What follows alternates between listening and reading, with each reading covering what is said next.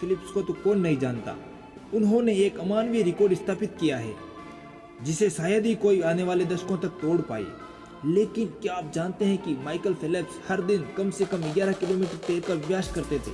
यहाँ तक कि साल के सबसे बड़े क्रिसमस हॉलीडे के दिन भी जब हर कोई मजे ले रहा होता था, फेल्प्स अपना नियमित अभ्यास कर रहे होते थे। अगर फेल्प्स पानी के धुरंधर थे तो उसेन बोल्ट जमीन पर दौड़ के रिकॉर्ड होल्डर हैं। उसेन बोल्ट ने 3 ओलंपिक गेम में कुल 9 गोल्ड मेडल हासिल किए हैं। उसेन ने इन तीनों ओलंपिक दौड़ में कुल 115 सेकेंड ही दौड़ लगाई थी।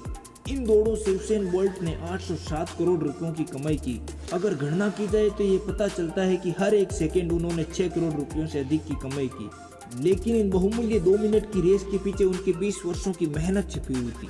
हम में से ज्यादातर लोगों की ये प्रॉब्लम रहती है कि हम मेहनत करते हैं, कुछ समय तक बहुत मोटिवेट रहते हैं, लेकिन फिर घोर निराशा हमें घेर लेती है। लगता है कि मेहनत का क्या फायदा, सही मौका तो मिल ही नहीं रहा जिससे कि सफलता का रास्ता मिल सके। अगर आप भी ऐसी परिस्थिति में हो तो हार्डवर्क की ये कहानी आपकी हिम्मत बनाए रखेगी और मेहनत करने का मोटिवेशन देती रहेगी। अब आते हैं अपनी असली कहानी की तरफ। एक बार देवराज इंद्र किसानों से नाराज हो गए और उन्होंने कहा कि अगले 12 वर्षों तक बारिश नहीं होगी। जब बारिश नहीं होगी तो खेती नहीं होगी। किसान बड़े परेशान हुए और उन्होंने देवराज इंद्र से दया याचना की। तो इंद्रदेव ने आखिरकार किसानों को एक उपाय बताया। अगर भगवान शिव अपना डमरू बजाएंगे तो वर्षा अवश्य होगी। किसान भागे भागे भगवान शिव के पास पहुंचे और उनसे अपना डमरू बजाने का अनुरोध किया। इंद्र भी कच्चे खिलाड़ी नहीं थे। उन्होंने भगवान शिव से पहले ही ये आश्वासन ले लिया था कि शिव 12 वर्षों तक डमरू नहीं बजाएंगे। अतः भगवान शिव ने भी किसानों को वही जवाब दिया कि हम डमरू बजाएंगे, लेकिन 12 वर्ष बाद ही। ये सब देखकर माँ पार्वती को किसानों पर दया आई, लेकिन वो भी शिव की इच्छा के विरुद्ध कुछ नहीं कर सकती थी। हर जगह से निराश किसानों ने नियति के सामने हार मान ली और 12 वर्ष तक इंतजार करने का फैसला किया। इन सब किसानों में एक किसान की अलग ही सोच थी। वह प्रतिदिन अपने खेत जाता, वहाँ खेत जोतता, मेहनत करता। उसके इस परिश्रम का फल कुछ नहीं था, लेकिन फिर भी वह प्रतिदिन यही काम करता। लोग उसका मजाक उड़ाते कि उसे किस चीज की उम्मीद है, क्या वो किसी चमत्कार की उम्मीद में है।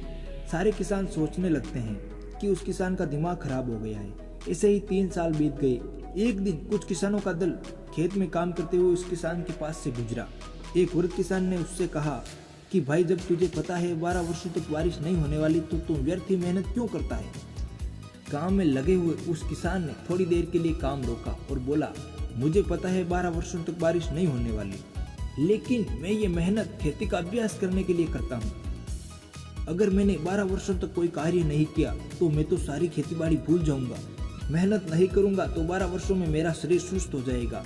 क्या पता जब बारिश हो तब मैं इतना योग्य ही नहीं रहूं कि खेती कर पाऊं। माँ पार्वती ये सब प्रकरण देख रही थी। उन्हें किसान की बात सुनकर बड़ी प्रसन्नता हुई। वो भगवान शिव के समक्ष किसान की बड़ाई करते हुए बोली, आप भी तो 12 वर्षों तक डमरू नहीं बजाएंगे। क्या पता आप भी डमरू बजाना भूल जाएं।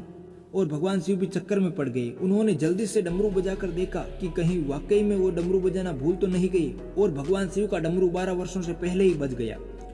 डमरू का बजना था कि वर्षा हुई। आश्चर्य की बात यह थी कि वर्षा केवल उस किसान के खेत में ही हुई, और उस देवी वर्षा के प्रभाव से खेत में तत्काल लहलहाती फसल उठ खड़ी हुई। अन्य किसान ये देखकर दंग रह गए और अपने खेतों की वही दशा देखकर निराश हुए। अब आती है असली बात। कहानी क्या कहती है? ये कहानी बतलाती है कि जीवन में मेहनत का क्या महत्व है, हार्डवर्क क्यों जरूरी है। खिलाड़ी खेल के मैदान में नहीं जीतते, असली जीत उनकी कड़ी प्रैक्टिस में छुपी होती है। अगर आप में मेहनत करने का अभ्यास और जज्बा नहीं होगा तो आप किसी जबरदस्त अवसर का पूरा लाभ नहीं उठा पाएंगे। मंजे हुए खिलाड़ी मैदान में खेलते हैं तो हम कहते हैं, वाह भाई मजा आ गया। हम ये बात भूल जाते हैं कि खिलाड़ी के अच्छे प्रदर्शन के पीछे एकांत और लंबे समय तक की गई मेहनत है।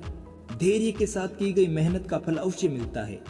मेहनत और अभ्यास ही आपको इस लायक बनाए रखेगी कि आप लाख बार गिरेंगे तो भी शीर्ष पर पहुंच सकेंगे। इन विचारों से खुद को मोटिवेट रखें और लक्ष्य पर दृष्टि जमाकर आगे बढ़ते रहें। दोस्तों, अगर आपको ये कहानी अच्छी लगे तो लाइक, शेयर, सब्सक्राइब और कमेंट जरूर करें। धन्यवाद।